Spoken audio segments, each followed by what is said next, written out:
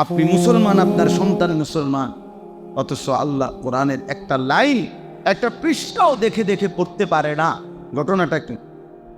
আপনি কি জাতের মুসলমান? আপনার জিফুত কি জাতের মুসলমান? হ্যাঁ, নিজেই কি হইলেন আর সন্তানরে কি বানাইলেন? কারণটা কি? আল্লাহর কোরআনকে প্রত্যাখ্যান করলেন কেন? বাংলা বইকে এত বুঝলেন, অঙ্ক বইটা এত বুঝলেন, হ্যাঁ, ইংরেজি বই এতটা বুঝলেন, একটা রিক্সাওয়ালা, ঠেলাওয়ালা, কুলিওয়ালা, দিন মজুর, আপনিও বুঝেন যে বাংলা দরকার, অঙ্ক দরকার, ইংরেজি দরকার। আপনি এটা কেন বুঝলেন না? তার চাইতে কোটি গুণ বেশি আল্লাহর কোরআন দরকার। কি দরকার না? কথা বলেন না, দরকার না? তো সেটা থেকে বঞ্চিত করলেন, দিন থেকে বঞ্চিত করলেন কেন? নামাজ থেকে বঞ্চিত করলেন কেন? কোরআন কারীমের মধ্যে আছে, আল্লাহ তাআলা বলছেন, ওয়া'মুর আহলাকা বিস-সালাহ, আপনি আপনার পরিবারের সদস্যদেরকে নামাজের আদেশ করুন।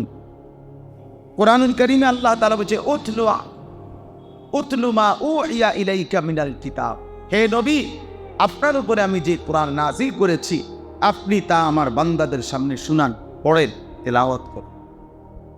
তো নবী সাল্লাল্লাহু আলাইহি ওয়াসাল্লাম উম্মতকে কোরআন শিখাইছেন, সেজদা শিখাইছেন, আখিরাত শিখাইছেন। তা আপনি সেই নবীর উম্মত হয়ে আপনার সন্তান, আপনার পরিবার পরিজনকে আখিরাত শিখাবেন, সেজদা শিখাবেন, কোরআন শিখাবেন। সেটাই তো নবীজির সাথে আপনার সম্পর্ক, সেটাই তো রাসূলুল্লাহ সাল্লাল্লাহু আলাইহি সাল্লামের অনুসরণ। আপনি দাবি করেন নবীজির উম্মত, দাবি করেন নবীজিকে ভালোবাসেন, অথচ স্ত্রী, সন্তান, কারো ঈমান, আমল, ইবাদত, নামাজ, বন্দেগী কিচ্ছুর কোনো পরোয়া নাই। শুধু টাকা, শুধু বাড়ি, শুধু ঘর, শুধু বিল্ডিং, শুধু বিদেশ, শুধু দালা, শুধু আরো কিস্তি, আরো লোন, আরো টাকা। এই ছিল মুসলমানের দায়িত্ব। আল্লাহ আমাদেরকে বুঝার তৌফিক দান। এই জন্য চারিদিকে মাদ্রাসা, চারিদিকে মাদ্রাসা। এই জামানায় কমপক্ষে মুসলমানরা কোনো জবাবদিহি করতে পারবে না হাসরের মাঠে। একটা সময় ছিল হয়তো 50 মাইলের ব্যবধানে, 100 মাইল দূরে হয়তো মাদ্রাসা ছিল। আমাদের পরিচিত একজন মনোহরগঞ্জের আলেম, উনি বলছেন সকালবেলা প্রত্যেক দিন 17 কিলোমিটার পায়ে হাইটা, 17 কিলো পায়ে হাইটা মাদ্রাসা যাইতেন। আবার ছুটি হলে বিকালবেলা 17 কিলোমিটার পায়ে হাইটা বাড়িতে আসে। এক জামানা এমন ছিল। এখন 17 কিলোমিটার দূরে যাইতে হবে? কথা বলেন না কেন? তাইলে কিসের কারণে ছেলেটাকে দিন শিখাইতে পারলেন না? কিসের কারণে আমনের সূরা কেরাত অশুদ্ধ রয়ে গেল? চাচা, আপনাদের যাদের সূরা কেরাত, দোয়া, কালাম অশুদ্ধ, তাদের তো নামাজও অশুদ্ধ। যার কোরআন শরীফ তেলাওয়াত শুদ্ধ নাই, তার নামাজ কোনোদিনও হয় না। কোনো নামাজের কাবা শরীফের সাদেও যদি নামাজ পড়ে, একের কাবা ঘরের ভিতরেও যদি নামাজ পড়ে, তার নামাজ হবে না, হবে না, হবে না, হবে না, হবে না। আমি বললাম, এবার জোয়ান হন আর বুড়া হন, 90 বছর হোক আর 900 বছর হোক আপনার বয়স, আপনাকে আপনার সূরা কেরাত শুদ্ধ করতে। পুরা কোরআন শুদ্ধ না, ঠিক আছে, আপনি যে সূরা কেরাত নামাজ পড়তে লাগে এর দুটি করবে, এর দুটি করবেন। যদি বলেন সম্ভব না, না, অসম্ভব কোনো বিষয়ে আল্লাহ আদেশ করতে পারে না। আল্লাহ বলছে শুদ্ধ করো, অথচ আমনে কোন অসম্ভব, তাহলে তো এটা আল্লাহর উপরে এই অপবাদ দিলেন যে আল্লাহ আমাকে অসম্ভব বিষয়ের জন্য কি করছে, বাধ্য করছে, আর আল্লাহ এমনটা করতে পারে না। তাহলে বুঝা গেল সম্ভব। সম্ভব কি না বলেন? সম্ভব। আপনি কি কারণে আপনার চোখের সামনে মাদ্রাসা, এখানে মাদ্রাসা, ওইখানে মাদ্রাসা, চারিদিকে মাদ্রাসা, চারিদিকে আলেম আছে, চারিদিকে হুজুর আছে, চারিদিকে হাফেজ সাহেব আছে, মসজিদের ইমাম আছে, মসজিদের মুয়াজ্জিন আছে, চতুর্দিকে মাদ্রাসার নুরানির শিক্ষক আছে, হেফজখানা উস্তাদ আছে। এতগুলো আল্লাহর বান্দা থাকতে আপনি আল্লাহর কোরআন অশুদ্ধ নিয়ে, কোরআন অশুদ্ধ নিয়ে কবরে কেমনে গেলেন? আপনি শরম লাগে না? আপনি কেমনে দাঁড়াবেন? হ্যাঁ, এই জন্য দয়া করে দিন শিখেন, নামাজকে ঠিক করেন। ছোটবেলায় পড়ছেন মক্তবে, হ্যাঁ ভালো কথা, জীবন চলার পথে ভুল হতে পারে, আবার শুধরাই নিলে কোনো সমস্যা। আমি এই গত বছরও রাত্রে 1:30 বাজে আমার খুলনার হজরত, বাংলাদেশের বড় বুজুর্গ, অনেক বড় একজন আল্লাহ ওয়ালা, আমার অন্যতম একজন মুরব্বী আরিফ বিল্লাহ হজরত মৌলানা মুফতি নুরুল আমিন সাহেব, রাত 1:30 বাজে হজরত আমার বাসায় মেহমান হিসাবে ছিলেন। আমি রাত্রে 1:30-2টার দিকে একাকী হজরতকে বললাম, হজরত আমি নামাজের রুকু সেজদা দেই, আপনি আমার একটু ঠিক করে দেন, দেখেন কোনো ত্রুটি আছে কিনা আমার নামাজ। হজরত পুরা নামাজ দেখে রুকুর সময় বলছে যে রুকুর এই হাত যে সোজা ধরে এভাবে, এইটা একটু বাঁকা হয়ে যায়, এটা সোজা করে, তাহলে এইটা আমি ঠিক করছি।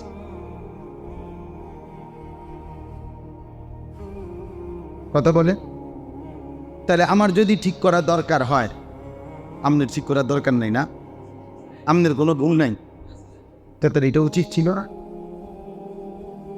একজন আলেমকে দেখানো আরো হয়নি, কিন্তু সাথে আমার রুকুটা হয়নি, আমার সেজদাটা হয়নি, হতে পারে সামান্য একটু বেচেয়ালির কারণে আমি হয়তো অজান্তে আমার সবটা নামাজটি হয়ে গেছে, বাদ হয়ে গেছে।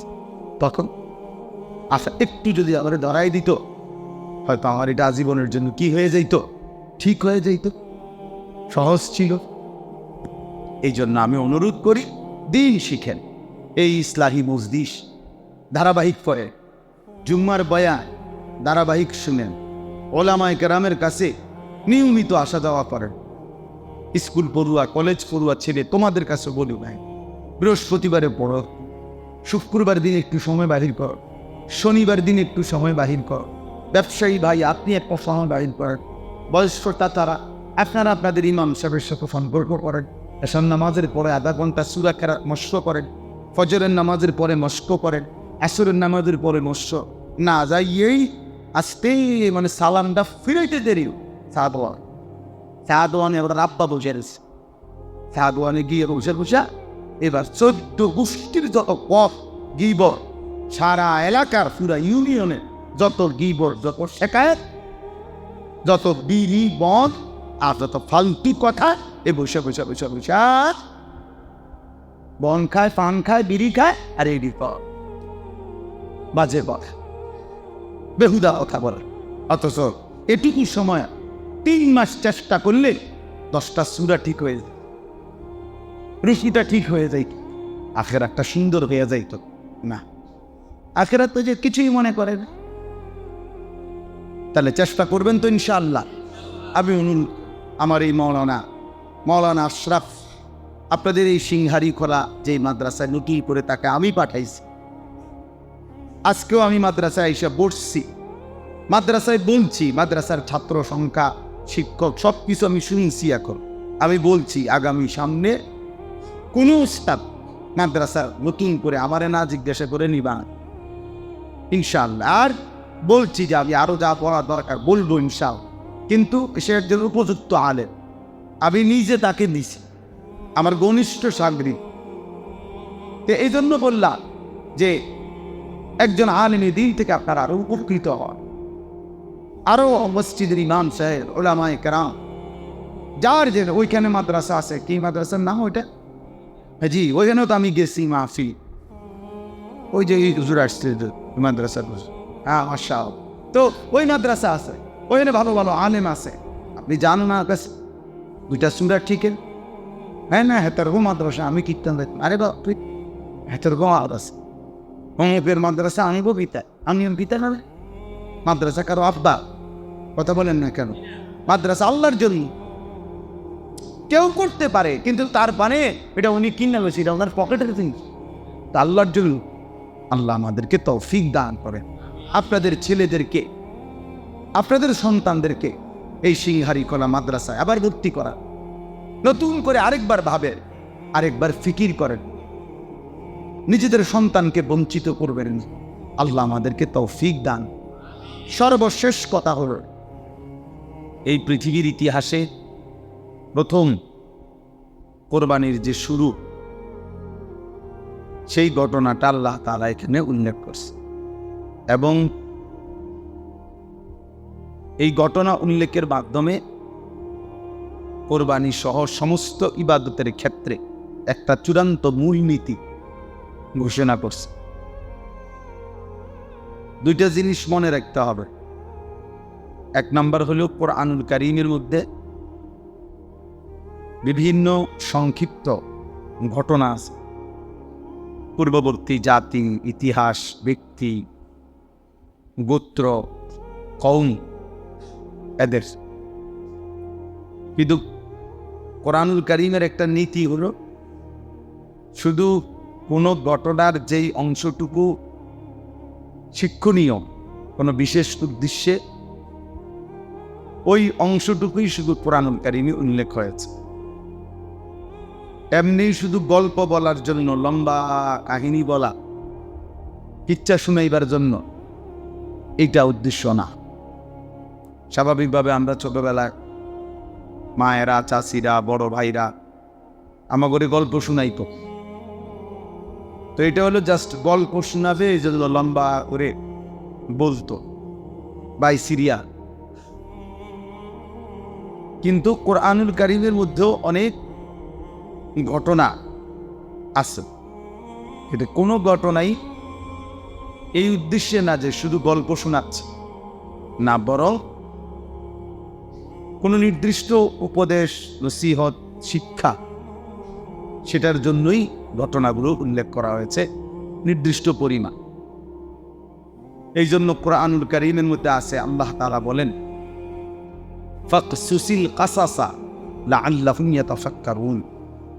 হে নবী, আপনি আমার বান্দাদের নিকট ঘটনাবলী পূর্ববর্তী বর্ণনা করুন। কেন?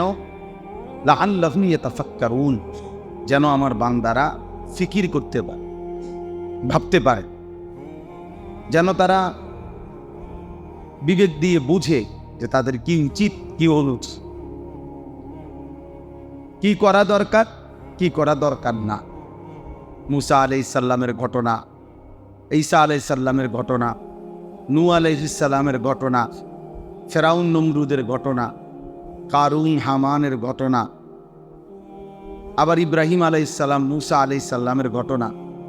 এইভাবে কোরআনুল কারীমের মধ্যে ইউসুফ, ইয়াকুব, ইব্রাহিম, ইসমাঈল অনেক ঘটনা আছে।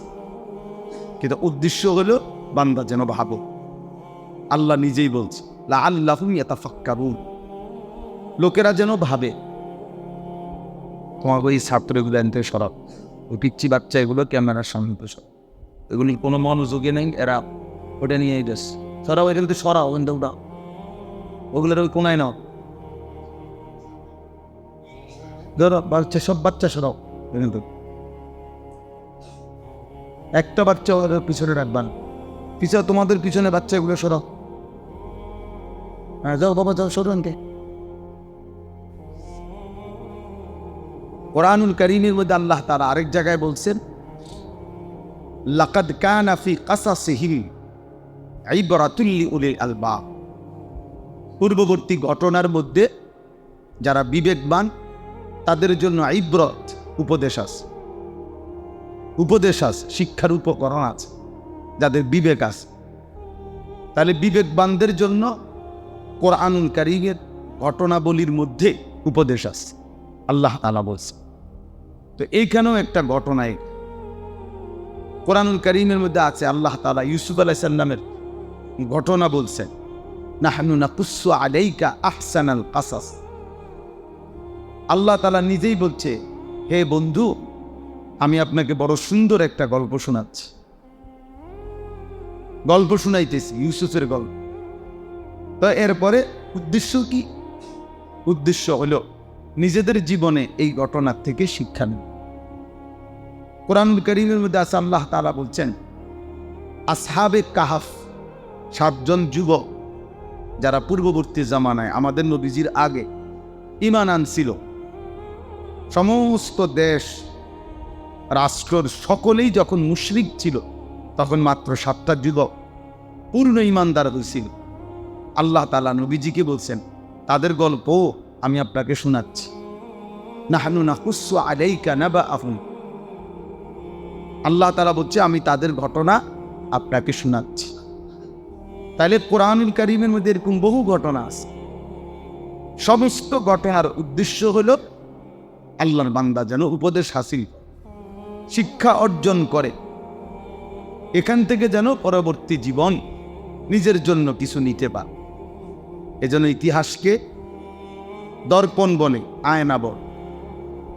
ইতিহাসকে বলে আয়না, অর্থাৎ আয়নাতে যেমন দাঁড়াইলে নিজের চেহারা ত্রুটি ভালো উপলব্ধি করা যায়, ঠিক ইতিহাসের দিকে তাকাইলে নিজের মধ্যে ত্রুটি এবং নিজের মধ্যে করণীয়, উচিত অনুচিত এটা উপলব্ধি হয়। যেমন আমরা নমরুদের ঘটনা শুনলাম, ফেরাউনের ঘটনা শুনলাম, এখান থেকে কিছু শিখলাম। আমরা আবার মুসা আলাইহিস সালাম, ইব্রাহিম আলাইহিস সালামের ঘটনা শুনলাম, সেখান থেকেও কিছু শিখলাম যে আমাদের জন্য এটা উচিত, এটা অনুচিত, এটা আমাদেরকে করতে হবে, এটা আমাদেরকে ছাড়তে হবে। আল্লাহর অনুগতদের পুরস্কার কি, অবাধ্যদের পরিণতি কি। এইভাবে আল্লাহ তাআলা কোরআনুল কারীমের মধ্যে ঘটনাবলী উল্লেখ করছে।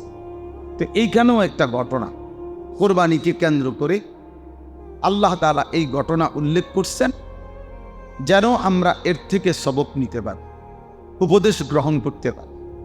তাহলে ঘটনাটা কি, এটা সংক্ষিপ্ত আকারে আমি বলতেছি, আপনারাও জানেন, এরপরও আবারও বলা, প্রত্যেক কথাই অনেকেরই আবার আগের থেকে জানা আছে। তা আবার বলা হয় কেন? আবার বলা হয় কোরআনুল কারীমে আল্লাহ তাআলা বলছে, কোরআনের কথাগুলো বারবার বলতে থাকেন, প্রত্যেকবারই মুমিনের ফাইন্নাদ যিকরা তানফাউল মুমিনিন, প্রতিবারই মুমিনের নতুন করে আবার উপকার হবে, আবার চেতনা আসবে, আবার অনুভূতি আসবে, আবার বিবেক যাক, আবার নিজের কর্তব্য বুঝতে পারে।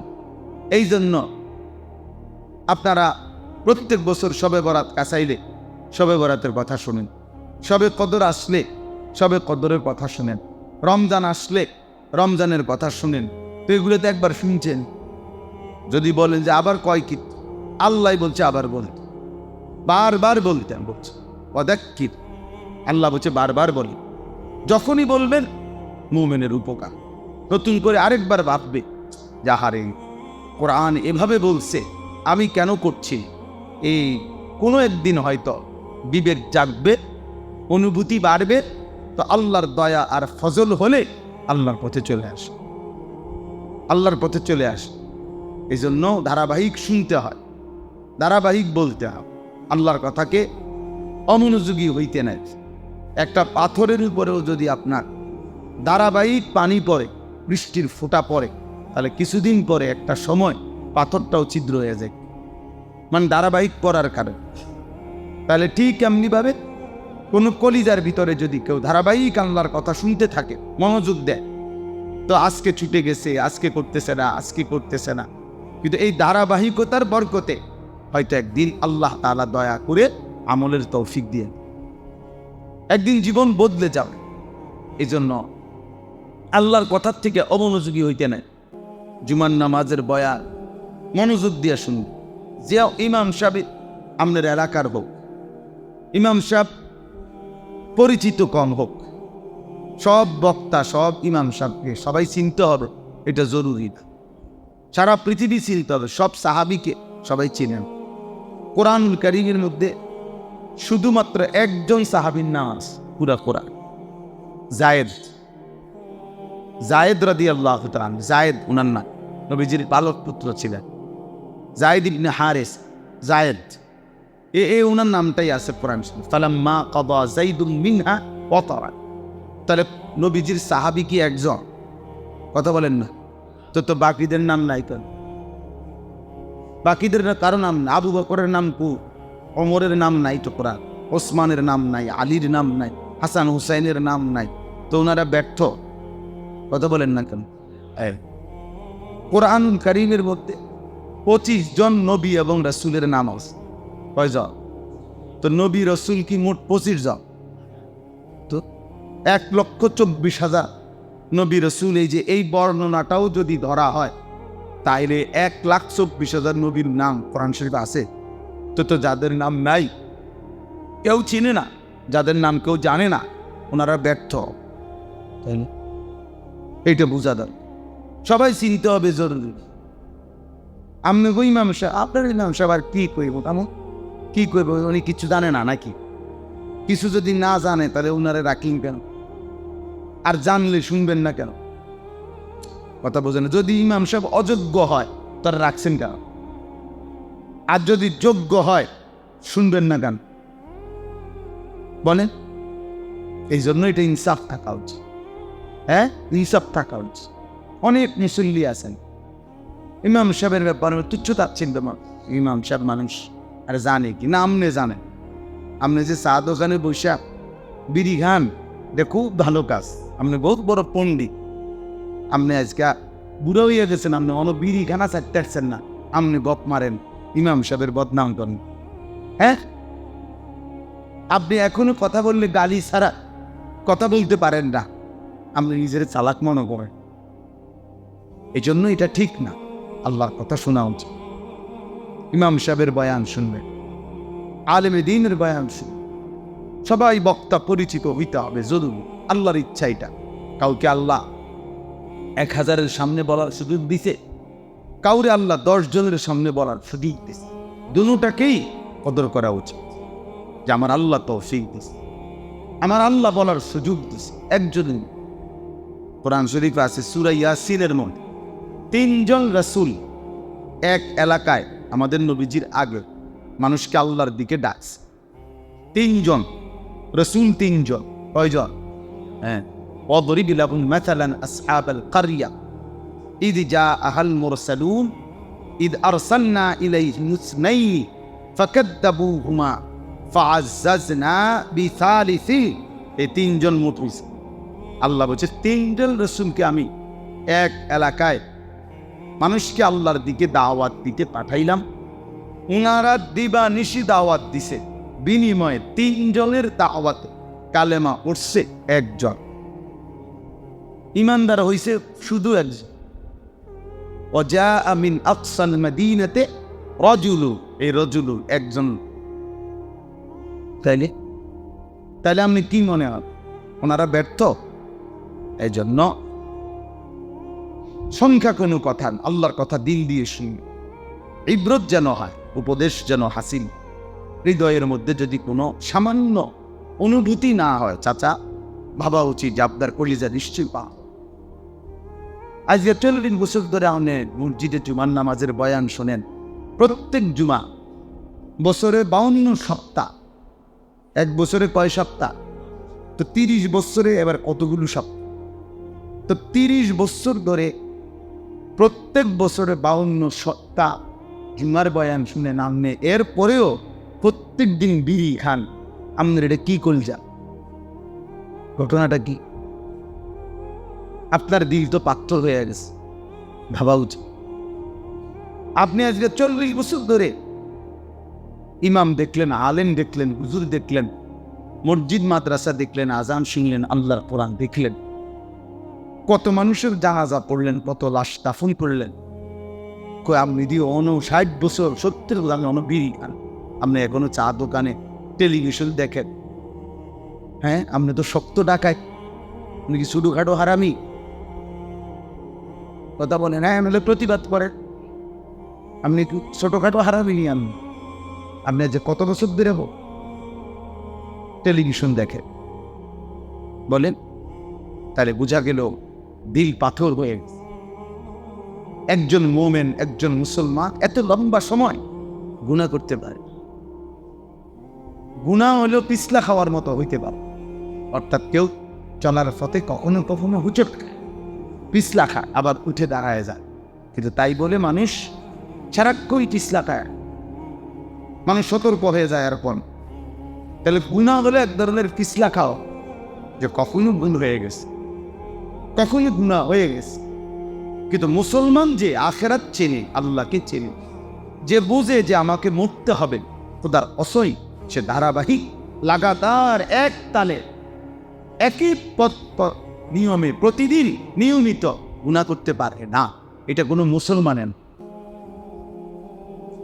আপনি 30 বছর সুদ খাবেন, তোমার কি ডাকাইতে নাম? আমি কিসের মুসলমান? একজন মুসলমান 30 বছর সুদ খাবে প্রতিদিন, প্রত্যেক দিন ওজনে কম দিবা, তুমি মুসলমান? কোনো দিনই ফজরের নামাজ পড়বা না, তুমি মুসলমান? হ্যাঁ, 365 দিনে একদিনও ফজরের নামাজ পড়তেন না, তো নিকৃষ্ট জানোয়ার বেটা। হয়তো নিকৃষ্ট জানোয়ার, মানুষরূপী জানোয়ার, জানোয়ারের চাইতে নিকৃষ্ট। তো মানুষ নামের কলঙ্ক আল্লাহর কোরআন বলছে, কোরআন তাকে জানোয়ার বলছে, আনআম চতুষ্পদ জন্তু বলছে। লাগাতার মিথ্যা করে কেন? আপনার ঘরে প্রতিদিন টেলিভিশন চলবে, প্রত্যেক দিন একটা ডেইলি আপনার ঘরে নাচ গান নাটক সিনেমা, তার মানে আপনি কোনোদিনও এটা ভাবতেন না যে এটা গুনাহ? কথা বলেন না, আপনার কি কোনোদিন বছরের কোনো সময় আপনার মনে পড়তো না এটা যে গুনাহ? তার মানে আপনি এটাকে গুনাই আর মনে করেন। আপনি মনে করছেন এটা একটা ছেলে খেলার মস্কারিয়ান, হুজুররা যে নিষেধ করছে আপনি মনে করছেন হুজুররা ফাইজলামি করে। হ্যাঁ হ্যাঁ, বুঝছেন না কথা? আপনি মনে করছেন যে নাচ গান নর্তকীর ছবি দেখা যায় আরাম, হুজুররা কয় কয় আরে কাম নাই দীক্ষা কয়, তাতে নাই তো 30 বছর প্রতিদিন ওনার ঘরে টেলিভিশন চলে কেন? বলে প্রতিদিন মিথ্যা বলে কেন? প্রতিদিন নামাজ ছাড়া থাকে কিভাবে শুনি? এর জন্য নিজের হিসাব নিজে মিলাই, এক জাররা বিবেক, এক বিন্দু বিবেক খাটানো জরুর। চালাকি ভাববেন না কেউ কাউ।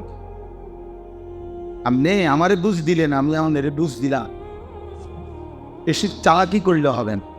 হুজুর আমরা গ্রামের মানুষ, আমরা সাধারণ মানুষ, কোন রকম দিন আইনা দিন খাই, আমরা এত তান পোয়াইল এসে ফাঁক না আলায়, হ্যাঁ টাঙ্গাইয়া ফিটবো মনে রেখে, এমন পিঠা ফিটবে আপনার এই মস্কারি ফাইজলামি করে কি ভাবছে? আখেরাত মামুলি? কথা বলেন না কেন? আখেরাত মামুলি? আখেরাত কি? মসজিদে 30,000 টাকা দিলেই যান না, 2 কাতার টাইলস করে দিলেই যান না, আখেরাতের মূল্য যাই না। ও 2 কাতার পায়, 4টা ফ্যান দিয়ে দিচ্ছেন বেহেস্ত নাকি? বেহেস্ত কি? 2টা রুম আর একটা বারিন্দা নাকি? তো কি মনে করছে? হ্যাঁ, 60 বছর মিথ্যা বলতেছেন, আপনি কেমনে জান্নাতে যাবেন? প্রতিদিন বিড়ি সিগারেট খা, আপনি কেমনে আখেরাতে যাবেন বলেন? প্রতিদিন আপনার উপার্জন হারাম, ওজনের কম দেন, ঠগান, মিথ্যা বলেন, কিস্তি নিতেছেন, লোন নিতেছেন, সুদ খাইতেছেন, ঘুষ খাইতেছেন, আপনি তো হারাম খোর, আপনি জান্নাতি হবেন কেন? হারাম খোর জান্নাতি হয় কিভাবে হবে? আল্লাহ নবী সাল্লাল্লাহু আলাইহি ওয়াসাল্লাম বলছেন, লা ইয়াদখুলুল জান্নাতা জাসাদুন গুযিয়া বিল হারাম। যেই দেহ হারাম দ্বারা বেড়ে উঠেছে, আল্লাহ রাসূল সাল্লাল্লাহু আলাইহি ওয়াসাল্লাম বলেন ওই দেহ জান্নাতে প্রবেশ করবে না। লা ইয়াদখুলুল জান্নাহ, সে জান্নাতে ঢুকবে। তাইলে জান্নাত আপনার আমার বাপের সম্পত্তি। আল্লাহ আমাদেরকে বুঝার তৌফিক। বাবা আমার সাফ সাফ কথা, নিজেকে চালাক ভাইবেন, মিথ্যুক চালাক না, মিথ্যুক বোকা, সুদখোর বোকা, ঘুষখোর বোকা, বেনামাজি নাফরমান ওই বোকা।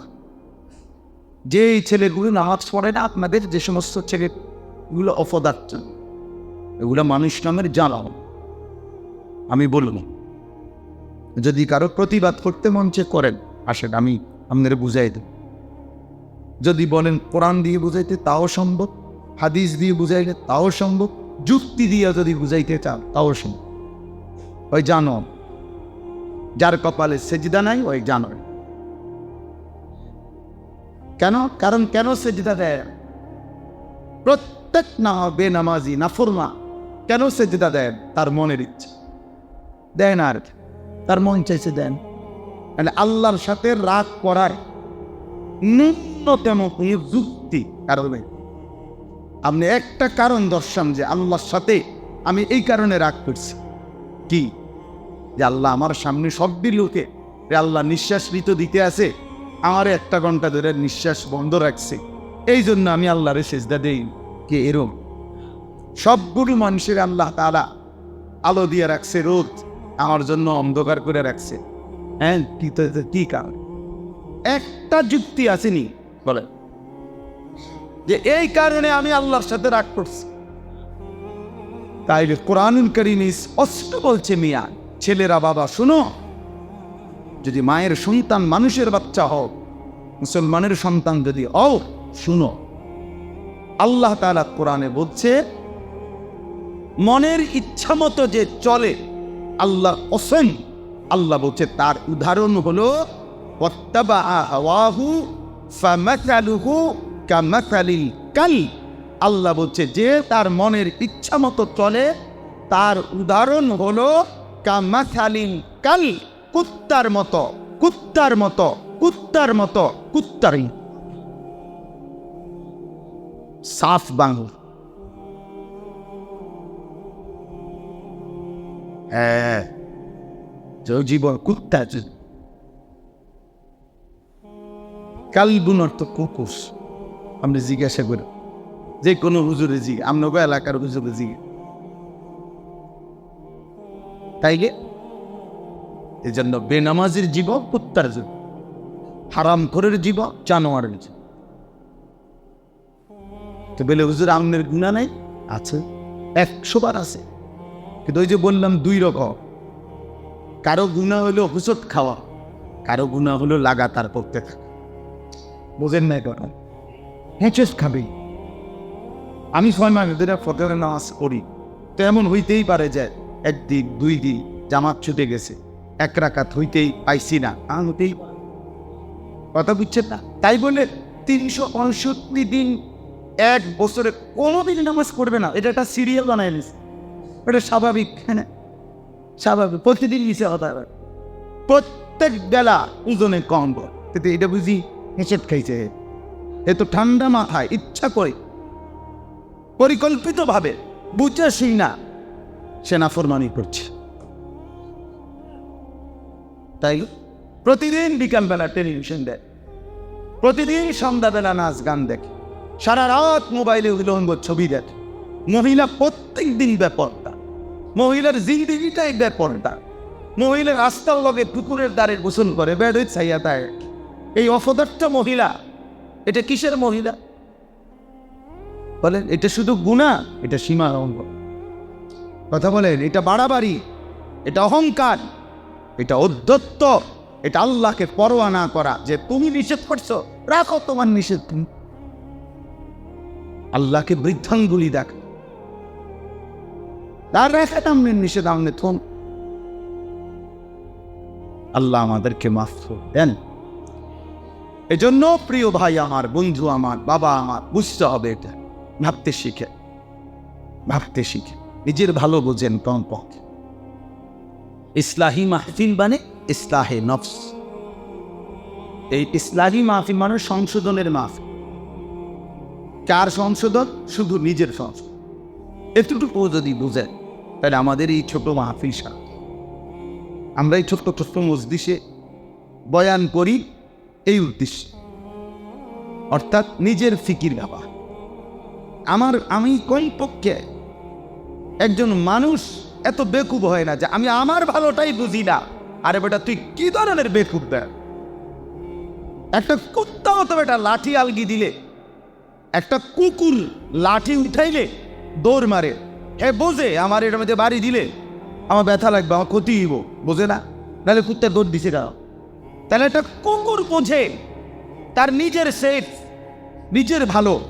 অথচ এই মানুষ নামের জানোয়ার 1 ওয়াক্ত সেজদা দেয় না, সারাদিন ছবি দেখে, নারী দেখে, উলঙ্গ দৃশ্য দেখে আপনাদের লক্ষ লক্ষ ছেলে।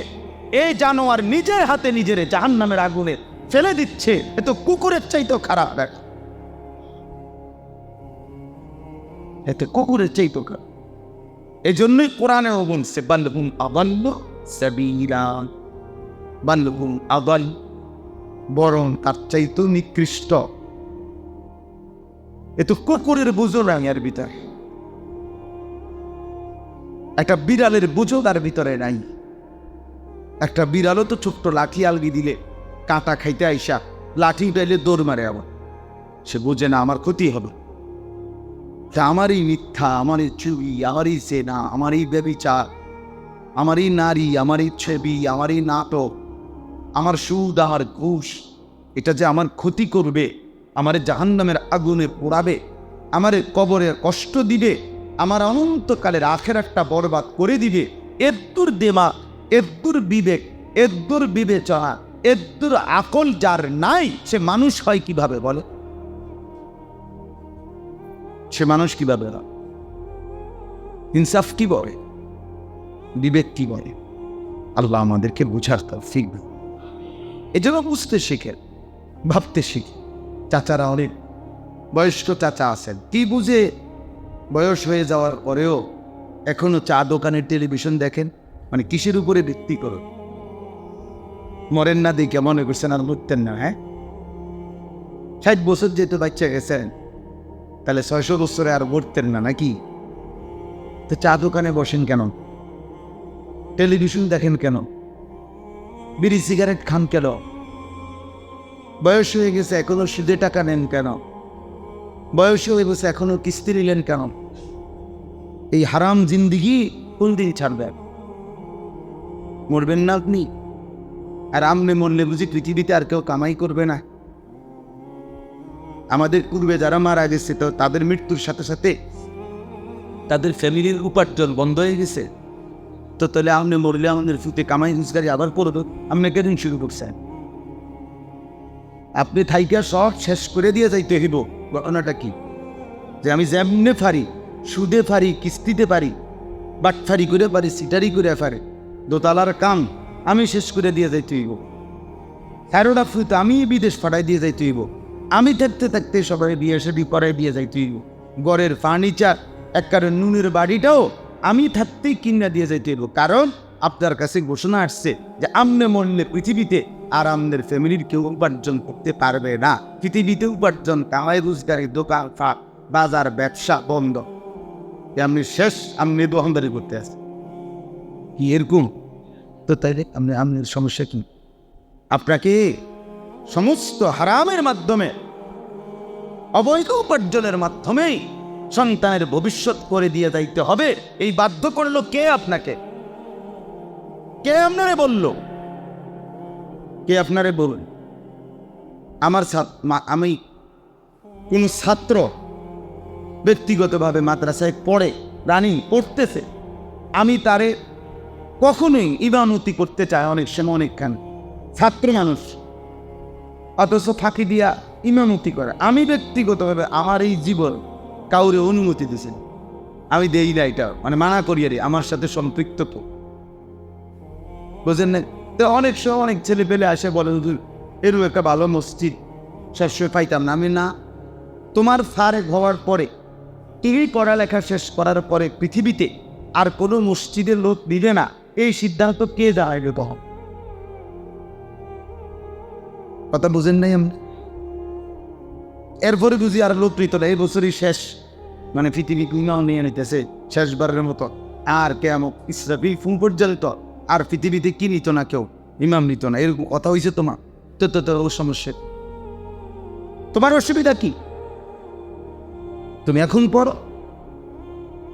এই জন্য বাপ দয়া করে, শক্ত হইলেও যদিও মনে করেন কঠিন কথা, কিন্তু আপনি ভাবেন, তোমরা ছেলেরাও ভাবো, ছেলেরাও আগামীর পৃথিবী বন্ধু। ইমান আর কুফরের পার্থক্যই হয়।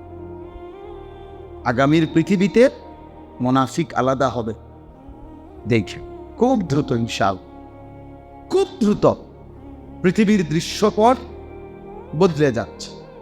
মুমিনই একমাত্র ইমানের পরিচয় দিয়ে টিকে থাকবে। মুনাফিক চরিত্রের যারা, মানে জবানে মুসলমান পরিচয় দিচ্ছে, কর্মে, চেহারায়, সুরতে, চলনে, আখলাকে ঈমান ইসলামের কোনো চিহ্নও নাই, মানসিকতাও নাই। এই সব মুনাফিক আলাদা হয়ে যাবে। যুদ্ধই ফয়সালা করে দিবে, আগামী দিনের জিহাদি ফয়সালা করে দিবে যে কে মুমিন আর কে মুনাফিক। হ্যাঁ, এটাই পৃথিবী। আপনারা জানেন, মনে রাখবেন, ইসরায়েল আর ফিলিস্তিন শুধু দুই দেশের যুদ্ধ না, এটা ঈমান আর কুফরের যুদ্ধ। পাকিস্তান আর ভারত, এটা দুই দেশের যুদ্ধ না, এটা ঈমান আর কুফরের যুদ্ধ। কাশ্মীর এবং ভারত, এটা দুই দেশের যুদ্ধ না, ঈমান আর কুফরের যুদ্ধ। আরাকান আর বার্মা, এটা দুই অঞ্চলের যুদ্ধ না, এটা ঈমান আর কুফরের যুদ্ধ। ঈমান আর কুফরের যুদ্ধ। সারা পৃথিবী এই যুদ্ধে ধীরে ধীরে জড়াব। এক পক্ষে মুমিন, আরেক পক্ষে বেঈমান। এক পক্ষে মাহদী, আরেক পক্ষে দাজ্জাল। এক পক্ষে মুসলমান, আরেক পক্ষে ইহুদি এবং ইহুদিদের দোসর যারা। সেদিন তোমরা ছেলেরা যারা, তারা অব্যাহত যারা তোমরা ছেলে, নামাজ পড়ো না, কোনদিন সেজদা দাও না, রাত দিন নারী, ছবি, মদ, জুয়া, মোবাইল, উলঙ্গ ছবি আর দৃশ্য নিয়ে ব্যস্ত আছো, তোমরা ময়দানে টিকে থাকতে পারো। মনে রেখো, অপদার্থের মতো, জন্তু জানোয়ারের মতো পড়ে থাকবা। হয়তো তোমার এই পৃথিবীতে কেউ কোনো মুমিনের কাতারে আল্লাহর দ্বীনের জন্য নিবেন, বরং সেজদাওয়ালা, ঈমানওয়ালা, আমলওয়ালা, তাকওয়াওয়ালা সেই মুমিনের ঈমানের পক্ষে লড়বে, আর বেঈমান কাফেরের পক্ষে লড়বে। আল্লাযীনা আমানু ইউকাতিলুনা ফি সাবিলিল্লাহ। আল্লাহ বলছে, যারা মুমিন তারা আল্লাহর রাস্তায় যুদ্ধ করবে। ওয়াল্লাযীনা কাফারু ইউকাতিলুনা ফি সাবিলিত তাগুত। আর যারা বেঈমান তারা তাগুত, শয়তানের অনুসারীদের পক্ষে যুদ্ধ করবে। আল্লাহ আমাদের সন্তানদেরকে হেফাজত করে। আমাদের ছেলেদের ফিরে আসা দরকার, আমাদের সন্তানদের ফিরে আসা দরকার। আপনারা অভিভাবক পর্যায়ের যারা আছেন, আপনারা আরো বেশি পরিমাণ স্ত্রী সন্তানের ঈমান, আমল, নামাজ, বন্দিগির প্রতি নজর বাড়ান, ফিকির করেন। ছেলের বিদেশ মূল বিষয় না, ছেলের নামাজ মূল বিষয়। ছেলের দোকান মূল বিষয় না, ছেলের সেজদা মূল বিষয়। ওর সাথে এটা বোঝাপড়া করেন, বাবা তোমার বিদেশ আমি দায়িত্ব নেন, আমার জিম্মাদারি না যে সুদে টাকা নিয়ে হলো, কিস্তিতে টাকা নিয়ে হলো তোমার আমি বিদেশ পাঠাইতেই হবে, এটা আমি জিম্মাদার। তোমার সেজদাওয়ালা বানানো, এটা আমার জিম্মাদার। তোমার নামাজ, তোমার বন্দেগীর খেয়াল রাখা, বিল্ডিং করে দেওয়া দায়িত্ব না, সেজদাওয়ালা নামাজের ফিকির করা এটা দায়িত্ব। সন্তানকে যারা আল্লাহ কোরআন থেকে বঞ্চিত করছে, তারা আপনার সন্তানের উপরে জুলুম করছে। মাদ্রাসায় পড়ান নাই, দিন শিখান নাই, আল্লাহর কোরআন থেকে বঞ্চিত করেছেন। যারা মুসলমান হয়েও আল্লাহর কসম আপনি জুলুম করছেন, আপনি জালেম। হাসরের ময়দানে জালেম হিসাবে আপনাকে আল্লাহর সামনে জবাবদিহি করতে হবে। আমি বলে দিলাম, মনে রাখছি, মুসলমানের সন্তান আপনার সন্তান, মুসলিম, আপনি তাকে আল্লাহর প্রধান পড়া থেকে বঞ্চিত করলেন। হ্যাঁ, আপনি মুসলমান, আপনার সন্তান মুসলমান, অথচ আল্লাহ কোরআনের একটা লাইন, একটা পৃষ্ঠাও দেখে দেখে পড়তে পারে না। ঘটনাটা একটা, আপনি কি জাতের মুসলমান, আপনার জিফুত কি জাতের মুসলমান? হ্যাঁ, নিজেই কি হইলেন আর সন্তানরে কি বানাইন? কারণটা কি? আল্লাহর কোরআনকে প্রত্যাখ্যান করলেন কেন? বাংলা বইকে এত বুঝলেন, অঙ্ক বইটা এত বুঝলেন, হ্যাঁ, ইংরেজি বই এতটা বুঝলেন, একটা রিক্সাওয়ালা, ঠেলাওয়ালা, কুলিওয়ালা, দিন মজুর, আপনিও বুঝেন যে বাংলা দরকার, অঙ্ক দরকার, ইংরেজি দরকার। আপনি এটা কেন বুঝলেন না? তার চাইতে কোটি গুণ বেশি আল্লাহর কোরআন দরকার। কি দরকার না? কথা বলেন না, দরকার না? তো সেটা থেকে বঞ্চিত করেন কেন? দিন থেকে বঞ্চিত করলেন কেন? নামাজ থেকে বঞ্চিত করলেন কেন?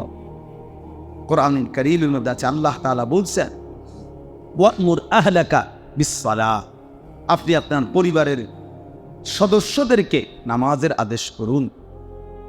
কোরআনুল কারীমে আল্লাহ তাআলা বলছে, উতলু মা উহিয়া ইলাইকা মিনাল কিতাব, হে নবী, আপনার উপরে আমি যে কোরআন নাযিল করেছি আপনি তা আমার বান্দাদের সামনে শুনান, পড়েন, তেলাওয়াত করেন। তো নবী সাল্লাল্লাহু আলাইহি ওয়াসাল্লাম উম্মতকে কোরআন শিখাইছেন, সেজদা শিখাইছেন, আখিরাত শিখাইছেন। তা আপনি সেই নবীর উম্মত হয়ে আপনার সন্তান, আপনার পরিবার পরিজনকে আখিরাত শিখাবেন, সেজদা শিখাবেন, কোরআন শিখাবেন। সেটাই তো নবীজির সাথে আপনার সম্পর্ক, সেটাই তো রাসূলুল্লাহ সাল্লাল্লাহু আলাইহি সাল্লামের অনুসরণ।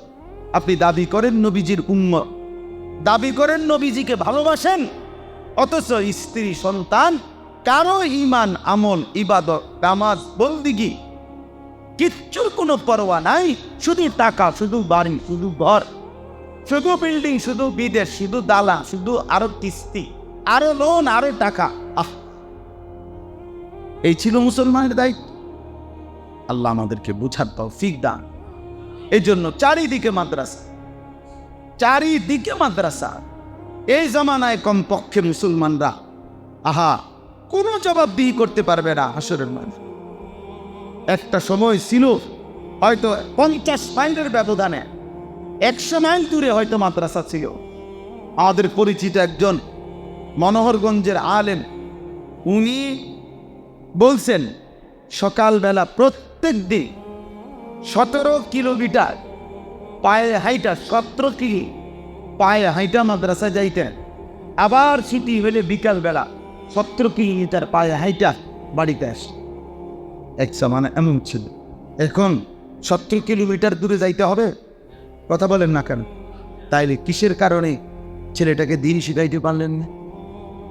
কিসের কারণে আমনের সূরা কেরাত অশুদ্ধ রয়ে গেল? চাচা, আপনাদের যাদের সূরা কেরাত দোয়া কালাম অশুদ্ধ, তাদের তো নামাজও অশুদ্ধ। যার কোরআন শরীফ তেলাওয়াত শুদ্ধ নাই, তার নামাজ কোনোদিনও হয় না। কোনো নামাজ, কাবা শরীফের সাদেও যদি নামাজ পড়ে, একের কাবা ঘরের ভিতরেও যদি নামাজ পড়ে, তার নামাজ হবে না, হবে না, হবে না, হবে না, হবে না।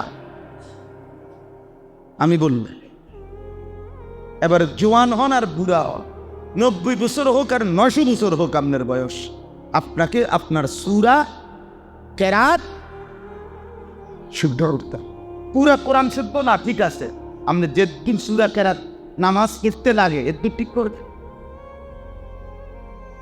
একটু ঠিক করবেন। যদি বলেন সম্ভব না, না, অসম্ভব কোনো বিষয়ে আল্লাহ আদেশ করতে পারে না। আল্লাহ বলছে শুদ্ধ করো, অথচ আমনে কোন অসম্ভব, তাহলে তো এটা আল্লাহর উপরে এই অপবাদ দিলেন যে আল্লাহ আমাকে অসম্ভব বিষয়ের জন্য কি করছে, বাধ্য করছে, আর আল্লাহ এমনটা করতে পারে না। তাহলে বুঝা গেল সম্ভব। সম্ভব কি না বলেন?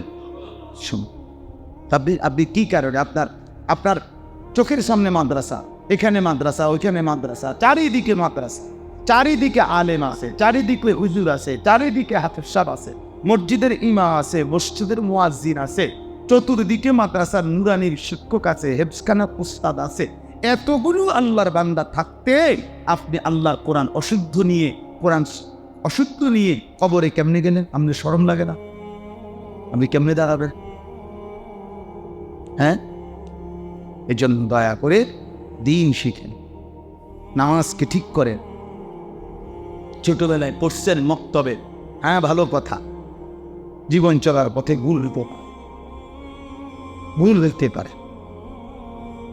আবার শুধরাই নিলে কোনো সমস্যা। আমি এই গত বছরও রাত্রে 1:30 বাজে আমার খুলনার হজরত, বাংলাদেশের বড় বুজুর্গ, অনেক বড় একজন আল্লাহ ওয়ালা, আমার অন্যতম একজন মুরব্বী আরিফ বিল্লাহ হজরত মাওলানা মুফতি নুরুল আমিন সাহেব, রাত 1:30 বাজে হজরত আমার বাসায় মেহমান হিসাবে ছিলেন। আমি রাত্রে 1:30-2টার দিকে একাকী হজরতকে বললাম, হজরত আমি নামাজের রুকু সেজদা দেই, আপনি আমার একটু ঠিক করে দেন, দেখেন কোনো ত্রুটি আছে কিনা আমার নামাজ। হযরত পুরা নামাজ দেখে রুকুর সময় বলছে যে রুকুর এই হাত যে সোজা ধরে এভাবে, এইটা একটু বাঁকা হয়ে যায়, এটা সোজা করে, তাহলে এইটা আমি ঠিক করছি।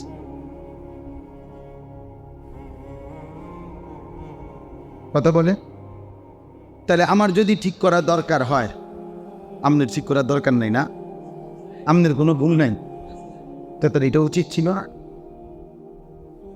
একজন আলেমকে দেখানোর বিরুদ্ধে আরো কিন্তু শান্তে আমার রুকুটা হয়নি, আমার সেজদাটা হয়নি, হতে পারে সামান্য একটু বেচেয়ালির কারণে আমি হয়তো অজান্তে আমার সবটা নামাজ কি হয়ে গেছে, বাদ হয়ে গেছে, তখন আশা একটু যদি আমার ধরাই দিত, হয়তো আমার এটা আজীবনের জন্য কি হয়ে যাইত, ঠিক হয়ে যাইত, সহজ ছিল।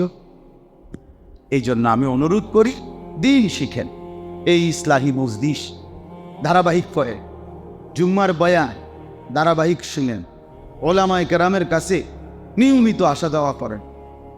স্কুল পড়ুয়া, কলেজ পড়ুয়া ছেলে তোমাদের কাছে বলি ভাই, বৃহস্পতিবারে পড়ো, শুক্রবার দিন একটু সময় বাহির করো, শনিবার দিন একটু সময় বাহির করো। ব্যবসায়ী ভাই আপনি একটা সময় বাহির করেন, বয়স্কতা তারা আপনারা আপনাদের ইমাম সাহেবের সাথে সম্পর্ক করেন, এসব নামাজের পরে আধা ঘন্টা সূরা কেরাত মস্ক করেন, ফজরের নামাজের পরে মস্ক করেন, আসরের নামাজের পরে মস্ক না যাইয়েই আসতে মানে সালামটা ফিরাইতে দেরি। সাদওয়ানে এবার আব্বা বসে রয়েছে, সাদওয়ানে গিয়ে বসে এবার 14 গোষ্ঠীর যত কফ গিবর, সারা এলাকার পুরা ইউনিয়নে যত গিবর, যত শেখায়েত, যত বিড়ি বন আর যত ফালতু কথা, এ বসে বন খায়, পান খায়, বিড়ি খায়, আর এই পর বাজে পর বেহুদা কথা বল। অথচ এটুকু সময় 3 মাস চেষ্টা করলে 10টা সূরা ঠিক হয়ে যেত, রুচিটা ঠিক হয়ে যাইত, আখিরাতটা সুন্দর হয়ে যাইত। না, আখিরাত তো যে কিছুই মনে করে না। তাহলে চেষ্টা করবেন তো ইনশাআল্লাহ। আমি অনুরোধ, আমার এই মৌলানা আশরাফ আপনাদের এই সিংহারি খোলা যে মাদ্রাসায় নতুন করে তাকে আমি পাঠাইছি, আজকেও আমি মাদ্রাসায় এসে বসছি, মাদ্রাসায় বলছি, মাদ্রাসার ছাত্র সংখ্যা, শিক্ষক সব কিছু আমি শুনছি। এখন আমি বলছি, আগামী সামনে কোনো উস্তাদ মাদ্রাসা নতুন করে আমারে না জিজ্ঞাসা করে নিবা ইনশাআল্লাহ। আর বলছি যে আমি আরো যা বলা দরকার বলবো ইনশাআল্লাহ, কিন্তু সে একজন উপযুক্ত আলেম, আমি নিজে তাকে নিছি, আমার ঘনিষ্ঠ সাগরী। তো এই জন্য বললাম যে একজন আলেম দিন থেকে আপনারা আরো উপকৃত হন, আরো মসজিদের ইমাম সাহেব, ওলামায়ে কেরাম, যার যে ওইখানে মাদ্রাসা আছে, কি মাদ্রাসার নাম ওইটা? জি, ওইখানেও তো আমি গেছি মাহফিল, ওই যে মাদ্রাসা, হ্যাঁ মাশাআল্লাহ। তো ওই মাদ্রাসা আছে, ওইখানে ভালো ভালো আলেম আছে, আপনি জানেন না কাছে 2টা সূরা ঠিক হ্যাঁ না, হেতার গো মাদ্রাসা আমি কীর্তন দেখ, আরে বা হেতার গো মাদ্রাসা, অঙ্কের মাদ্রাসা আনবো গীতা, আমি গীতা না মাদ্রাসা কারো আব্বা, কথা বলেন না কেন? মাদ্রাসা আল্লাহর জন্য, কেউ করতে পারে, কিন্তু তার মানে এটা উনি কিনে বেশি, এটা ওনার পকেটের জিনিস, তা আল্লাহর জন্য। আল্লাহ আমাদেরকে তৌফিক দান করেন, আপনাদের ছেলেদেরকে, আপনাদের সন্তানদেরকে এই সিংহারি কলা মাদ্রাসায় আবার ভর্তি করা, নতুন করে আরেকবার ভাবেন, আরেকবার ফিকির করেন, নিজেদের সন্তানকে বঞ্চিত করবেন না। আল্লাহ আমাদেরকে তৌফিক দান